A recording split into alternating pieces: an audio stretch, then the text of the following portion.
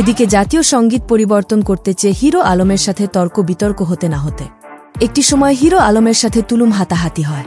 ঘটনাস্থল থেকে জানা যায় হিরো আলম জাতীয় সঙ্গীত পরিবর্তনের পক্ষে থাকায় আওয়ামী লীগের কিছু কর্মী বিএনপির পরিচয় দিয়ে হিরো আলমের সাথে হাতাহাতি করে।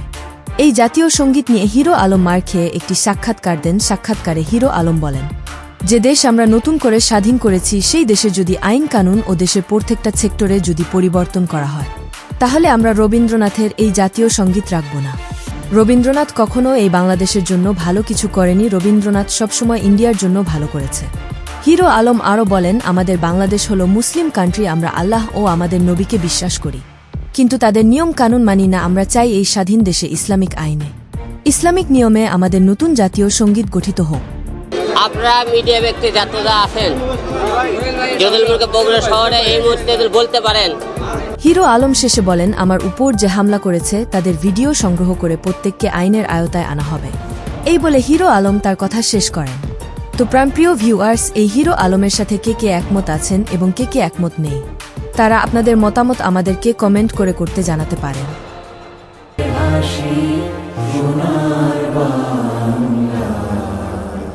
আমি তোমার